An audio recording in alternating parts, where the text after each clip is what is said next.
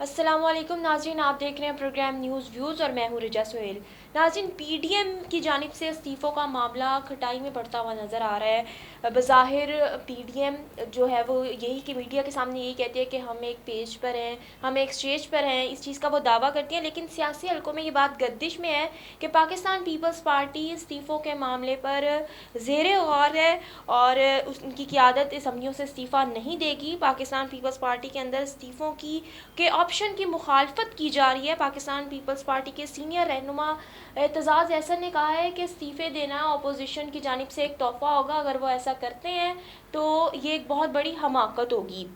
जबकि पीडीएम के फैसला कुन इजलास के बाद भी मौलाना फजलुर रहमान, मरियम नवाज़ और बिलावल भुट्टो की मुलाकात हुई और इस मुलाकात के बाद बिलावल भुट्टो ने मीडिया से गुफ्तगू करते हुए कहा कि पाकिस्तान पीपल्स पार्टी इस्तीफ़ों के मामले पर सेंट्रल एग्जीक्यूटिव कमेटी बुलवाएगी और अपने अरकान से वो राय लेंगे और एतजाज़ अहसन की भी राय और जो वो सीनियर लीडर है उनके लिए भी पार्टी का फैसला उतना ही अहम होगा जितना मेरे लिए है। तो देखना ये वो कहते हैं कि हम हुकूमत को घर भेजने के लिए हर हथियार अपनाएंगे। हमारे साथ सीनियर तज्जियाकार राय अली साहब मौजूद है। सर बताइएगा, बज़ाहिर तो मीडिया के सामने पीडीएम एक पेज पे है, एक स्टेज पर नज़र आती है, इस्तीफ़ों की बात करती है, लेकिन क्या लगता है कि पाकिस्तान पीपल्स पार्टी सिंध में हुकूमत है उनकी, वो उसको दाव पर लगाएंगे? क्योंकि उनके पास लगाने के स्टेज पर लगाने के लिए बहुत कुछ है, कुछ नहीं है तो मौलाना फजल रहमान के पास नहीं है, उनके पास कुछ नहीं है, वो तो डे फर्स्ट से कह रहे हैं कि इस्तीफ़े दो, हल्फ ना लो। बिस्मिल्लाहिर्रहमानिर्रहीम। बहुत शुक्रिया रिजा। हमने पहले भी प्रोग्राम में बताया था कि ये इस्तीफ़े नहीं देंगे, तो इन्होंने बड़ा शोर वावेला किया हुआ था कि जी हम इस्तीफ़े दे रहे हैं, हम इस्तीफ़े दे रहे हैं। फिर इन्होंने कल एक मीटिंग की, मीटिंग में इन्होंने ये ऐलान किया कि जी जो पार्टियां हैं वो अपने अपने लीडरान को इस्तीफ़े जमा करवाएंगी, जबकि वहाँ पर खड़े इनके साथ बिलावल भुट्टो ने ये कहा कि जी नहीं, हमें एक कमेटी बनाएंगे, वो कमेटी में फैसला होगा कि क्या हमारी पार्टी इस्तीफे दे रही है या नहीं दे रही। अगर मौलाना फजल रहमान साहब को अब भी समझ नहीं आई तो मेरा ख्याल है इस इंसान को समझ नहीं आएगी, क्योंकि जब ये अंदर से बाहर आके मिलकर प्रेस कॉन्फ्रेंस कर रहे हैं तो मौलाना फजल रहमान साहब इस पीडीएम के लीडर हैं, तो लीडर होने के नाते उन्होंने कहा कि जी तमाम जमातें अपनी कारकुन जो हैं वो अपने अपने लीडरान को इस्तीफे जमा करवाएंगे। तो मेरा ख्याल है कि इन दोनों को, मरीम नवाज़ को और बिलावल भुट्टो जरदारी को, उस वक्त उनकी बात की तईद कर लेनी चाहिए थी। बाद में इस्तीफे लेके तो इन्होंने अपने पास ही रखने थे ना, देते ना देते वो अलग बात थी कि ये स्पीकर को इस्तीफे लीडरान जमा करवाते हैं या नहीं करवाते। हमने पहले भी कहा था कि ये इस्तीफे नहीं देंगे। अब तो फिर इनके पीपल्स पार्टी तो वाजिया नज़र होगी ना, वाजिया इनमें एक दरार शुरू हो चुकी है जो कि आस्ता आस्ता बढ़ती जाएगी, क्योंकि वहाँ पर खड़े होकर बिलावल भुट्टो ने कहा कि जी हम नहीं करेंगे। एतजाज़ हसन ने भी कह दिया कि जी इस्तीफे देना तो फिर हुकूमत के लिए एक तोहफा होगा, क्योंकि निगरान हुकूमत तो आएगी नहीं, असम्बलियाँ तालील नहीं होंगी। जब असम्बलियाँ तालील नहीं होंगी तो यही वज़ीर आज़म, यही वज़ीर आला जो ज़िमनी इलेक्शन वो करवाएंगे। जब ये हुकूमत ही इलेक्शन करवाएगी तो डेफिनेटली उनकी पार्टी जीतेगी।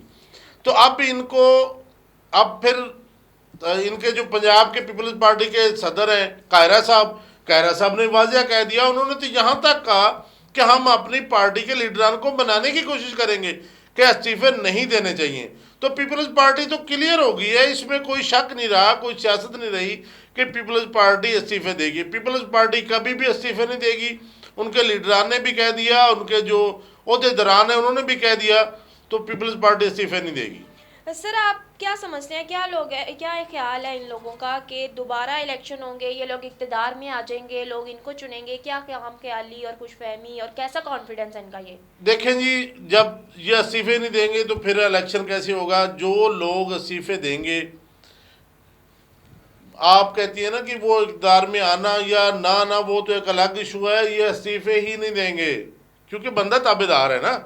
जैसे कि मरियम नवाज कहती है कि जी बंदा ताबेदार है, मुझे अब ये लग रहा है कि मौलाना फजल रहमान के साथ जितने खड़े हैं वो सब ही ताबेदार हैं। मरियम भी ताबेदार है और बिलावल भी ताबेदार है, क्योंकि मौलाना फजल रहमान कुछ कहते हैं वो बाद में वहाँ पर खड़े हो के उनके सामने वही अल्फाज नहीं बोलते, तो बाद में तो वो ज़ाहिर ताबेदारी करते हैं ना। तो जब तक ये बंदा ताबेदार है तब तक ये दोबारा इसी हुकूमत में ये 5 साल टंड्योर में ना तो ये इस्तीफे देंगे ना कोई ज़िमनी इलेक्शन होगा। अगर चाहते कि अब देखें ना कि कानून के मुताबिक अगर ये सारे इस्तीफे दे भी देते हैं तो असम्बलियाँ तालील नहीं होती। कानूनदान ये कहते हैं जब असम्बलियाँ तालील नहीं होंगी तो ज़िमनी इलेक्शन होगा। ज़िमनी इलेक्शन होगा तो सब ये कहते हैं, होता भी ऐसी है कि हुकूमत उसमें बाजी ले जाती है।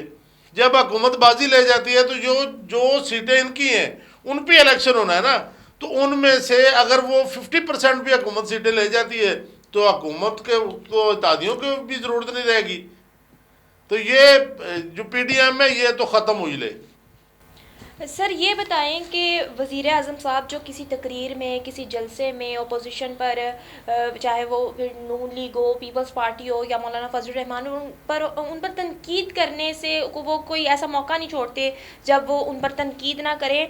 और अब वही वज़ीर आज़म साहब जिनके बारे में ये कहा जाता है, ये तनकीद की जाती है कि वो हाथ मिलाना भी पसंद नहीं करते, और अब वही वज़ीर आज़म साहब 2 दिन हो गया वो डायलॉग की बात कर रहे हैं। तो क्या उनको क्या हालात की नज़ाकत का पता चल गया, उनको पता चल गया कि हालात इतने ख़राब हो रहे हैं, या उन्होंने इस चीज़ में देर कर दिया इस पर ये बात करने में? देखें जी, जो डायलॉग है वो तो एक जमहूरी हक के डायलॉग होना चाहिए। मुल्क में जो तसादम होता है वो नहीं होना चाहिए। अपोजिशन और हुकूमत को मिलकर चलना चाहिए। अपोजिशन का काम है कि वो तनकीद करे, हुकूमत का काम है कि अपनी सलाह करे।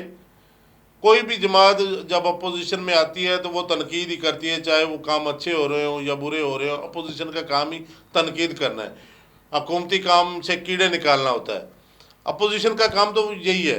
रही बात डायलॉग की, तो डायलॉग होना चाहिए। हम भी साक में हैं कि डायलॉग होना चाहिए। इनको एक पेज पे बैठ के देखें, हमारा जो मुखालफ मुल्क है, हमारा जो हमसाया मुल्क है, वो बार बार हमारी बॉर्डर लाइन की वायलेशन कर रहा है। तो हमें उनको सिखाना चाहिए, बजाय कि हम अपने मुल्क में ही ये सारी चीज़ें करते रहें, आपस में ही लड़ते रहें, तो मैशत कैसे ऊपर आएगी। हमें मैशत पे इनको काम करना चाहिए। और रही डायलॉग की बात, तो डायलॉग इनको करने चाहिए। डायलॉग में ही अपोजिशन का फ़ायदा है, हुकूमत का डायलॉग में कोई फ़ायदा नहीं है। सर हुकूमत को क्लियर नज़र आ गया है कि अगर ये इस्तीफे देते भी हैं तो सारी सीटें दोबारा भी जीत जाते तो फिर भी इनको कुछ नहीं मिलने वाला। तो अगर इलेक्शन होता है दोबारा तो सारी सीटें कोई पार्टी भी दोबारा नहीं जीतेगी, कोई ना कोई तो हुकूमत सीटें ले ही जाएगी। तो जो हुकूमत के पास 15-16 सीटें कम है वो ज़रूर इसमें कवर कर जाएगी। सर ये बताइएगा कि वज़ीर आज़म इमरान खान कहते हैं कि एनआरओ नहीं दूंगा, और वो डायलॉग की भी बात करते हैं, तो ये डायलॉग में और एनआरओ में क्या फ़र्क है? ये तो ऑपोजिशन वाले भी कहते हैं कि कोई इनसे पूछे कि एनआरओ किस चीज़ को कहते हैं ये। नहीं, देखें, बात ये है कि उन्होंने जो डायलॉग की बात की है, जो सियालकोट में उन्होंने एक साफ़ी के सवाल पे जवाब दिया है, उन्होंने साफ कहा है कि करप्शन पे कोई डायलॉग नहीं होगा।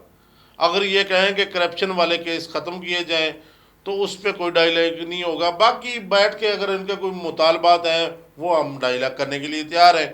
तो एनआरओ भी यही है कि करप्शन पे जो केसेस चल रहे हैं वो ख़त्म किए जाएं, जैसे कि परवेज़ मुशर्रफ के दौर में हुए थे।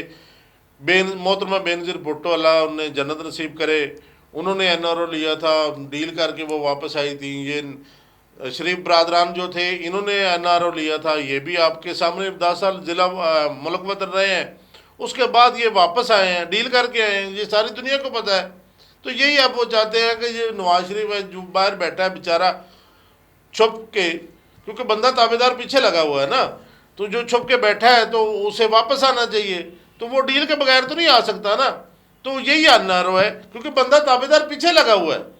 तो जब तक ये बंदा ताबेदार पीछा नहीं छोड़ेगा तो मियाँ नवाज शरीफ वापस नहीं आ सकेंगे। जब तक बंदे ताबेदार की हुकूमत नहीं जाएगी मियाँ नवाज शरीफ वापस नहीं आएंगे।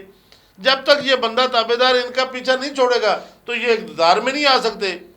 तो ये सारी चीज़ें बंदा ताबेदार की वजह से हो रही हैं। तो बंदा ताबेदार कहता है कि डील कर लें, मगर करप्शन के अलावा इनके पास और कुछ है ही नहीं, सवाए करप्शन के ही है, और क्या डील करेंगे। ये तो अपने केस ख़त्म करना चाहते हैं। देखिए, दोनों पार्टियों पे केस है, और केस भी वही है जो इन्होंने आपस में पहले किए हुए थे। अब के नए केस तो है नहीं। तो जब तक ये पुराने केस चल रहे हैं ये सारे करप्शन के हैं। नैब पीछे चढ़ी हुई है, अब अल्लाह खैर करे वो दूसरा एंटी करप्शन पीछे चढ़ गई है। देखे ना, इन खोखर बरदरान से उन्होंने वाह गुजार कराई है, तो कितनी बड़ी ज़मीन निकली है। तो ये सारी चीज़ें ताबेदार जो बंदा है वो नहीं छोड़ेगा। तो जब तक वो नहीं छोड़ेगा तो ये केस ख़त्म नहीं होंगे, ये जल्द से जुलूस चलते रहेंगे। सर ये जो ऑपोजिशन जिस राह पर चल रही है पीडीएम, जलसे, लॉन्ग मार्च, धरने, रैलियां वगैरह, इन्हें इससे इक़्तिदार मिल सकता है? क्योंकि 126 दिन का धरना तो हमने अभी देखा ना, उससे कुछ नहीं हुआ, तो इससे क्या होगा? देखें, अब ये जो इनका लॉन्ग मार्च है ना, मुझे तो ये भी होता हुआ नज़र नहीं आ रहा। उसकी वजह ये है कि अगर ये लोग इस्तीफे नहीं देते, पीपल्स पार्टी इस्तीफे जमा नहीं करवाती, तो फिर ये लॉन्ग मार्च कैसा रहेगा? वो लॉन्ग मार्च भी इनके साथ नहीं करेंगे। मैं वही कह रहा हूँ ना कि ये आपस में इनका इत्तेफाक नहीं है। मौलाना फजल रहमान के पास कुछ नहीं है, ज़ाहिर है उनके पास एक सीट है उसके बेटे की, तो वो तो चाहेंगे कि इस्तीफे दें। अब नून लीग भी नहीं चाहती कि हम इस्तीफे दें, पीपल्स पार्टी भी नहीं चाहती कि हम इस्तीफे दें। ना तो मरीम नवाज के पास कोई सीट है, ना मौलाना फजल रहमान के पास कोई सीट है। कुर्बानी देनी तो वर्करों ने देनी है ना। तो कोई भी नहीं चाहता कि हम ये सीटें छोड़ें, क्योंकि दोबारा जीतना बहुत मुश्किल हो जाएगा।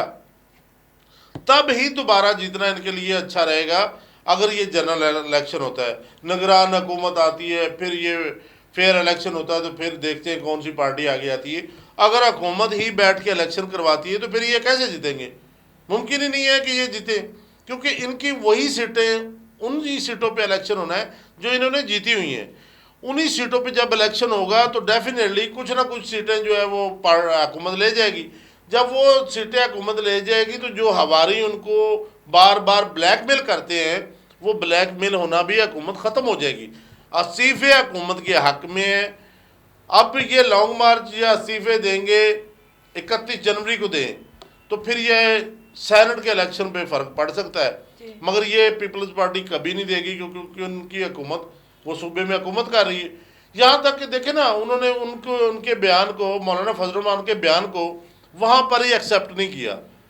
उनके सामने ही बिलावल भुट्टो ने कहा है कि जी हमारी मीटिंग होगी, हम कमेटी बनाएंगे, कमेटी में फैसला होगा कि जी हमने इस्तीफे देने हैं कि नहीं देने। अब तो एक तो यहाँ पर ही इनकी जो बयान है उनमें फ़र्क पड़ गया ना। अंदर मीटिंग कुछ करके आए, बाहर बयान कुछ दिया। उसके बाद पीपल्स पार्टी के मेन अहदेदारान जो है वो इस हक़ में नहीं है। देखिए, एतजाज़ हसन उनका मेन अहदेदारान है, वो कहता है कि जी इस्तीफा देना तो अपोजिशन के लिए नुकसान दे, हुकूमत के लिए तोहफा है।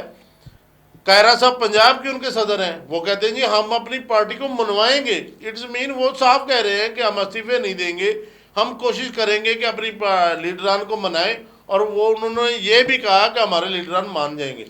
तो उन्होंने तो फिर एक तरह का ऐलान कर दिया कि हम इस्तीफे नहीं देंगे। सर, एतजाज़ हसन ने कहा है कि अगर ये लोग इस्तीफे देते हैं तो फिर ये सेनेट का इलेक्शन नहीं लड़ सकेंगे, और सेनेट का इलेक्शन लड़ेंगे तो पूरी की पूरी सेनेट हुकूमत की होगी। फिर डेफिनेटली जो इस्तीफे दे के बाहर चले जाएंगे, जिनके पास MNA MPA की सीट नहीं होगी, तो वो फिर सेनेट में कैसे बैठेंगे, कैसे वोट डालेंगे? तो सारी चीज़ें जो है अब हुकूमत के हक़ में जा रही हैं। अपोजिशन ने बहुत गलत फैसला लिया PDM बनाकर, और PDM को इस रास्ते पे लाकर। देखें, इनको चाहिए था कि ये कोरोना का फ़ायदा उठाते और मुल्तान वाले जलसे से ये ख़त्म कर देते, एक दफ़ा खामोशी अख्तियार करते।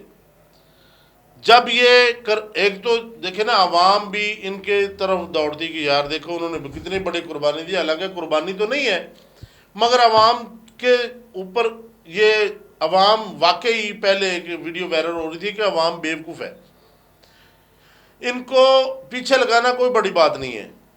तो ये हुकूमत के अपोजिशन PDM के ख़िलाफ़ एक हक़ में एक मौका था कि वो चाहते कि जी मुल्तान वाला जलसा जो है वो कैंसिल कर देते कि जी हम कोरोना की वजह से ये जलसा नहीं करवा रहे, नहीं तो हमने तो ये हुकूमत घर भेज देनी थी। तो उनके पास बहुत अच्छा मौका था, वो ये सारी एक्टिविटी जो मूवमेंट है वो उसको रोक कर हुकूमत पर भी एहसान करते, अवाम पर भी एहसान करते, और अवाम के सामने अपने आप को सुरखरू भी करते। तो दोबारा ये मौका तलाश करते कि कब क्या करना है। अब इन्होंने चूँकि रोका नहीं है, मूवमेंट को जारी रखे हुए, अब इनको भागने के लिए कोई रास्ता नज़र नहीं आ रहा। इस्तीफों वाला इन्होंने वावेला किया तो इन्होंने फिर चोर रास्ता निकाला कि जी इस्तीफे लीडरान के पास जमा होंगे, फिर देखते हैं देने कि नहीं देने। उससे भी तो आवाम देख रही है ना, आवाम समझ रही है। फिर इन्होंने लॉन्ग मार्च का कहा, अब ये लॉन्ग मार्च भी इनका कामयाब नहीं होना, वो इसलिए नहीं होना कि जब ये इस्तीफे ही नहीं देंगे, एक पेज पे खड़े ही नहीं होंगे, आपस में ये इनका इत्तेफाक ही नहीं रह जाएगा, तो लॉन्ग मार्च कैसा करेंगे।